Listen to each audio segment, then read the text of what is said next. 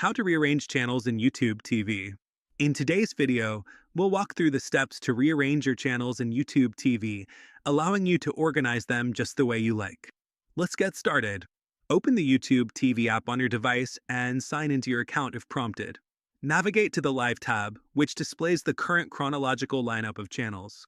Look for the Sort button, usually located at the top right corner of the screen, and click on it. Here, you'll find the Custom option. Select it to start rearranging your channels. Now, you can simply drag and drop the channels according to your preference. On most devices, this is as easy as clicking and holding on a channel, then moving it to your desired position. Adjust the positions until you're satisfied with the lineup. Once finished, make sure to save your new channel order by confirming any prompts that appear. This customization feature helps tailor your viewing experience to your liking, making it easier to navigate through your favorite channels. If you found this video helpful, don't forget to hit the like button and subscribe for more tips and tricks on using YouTube TV.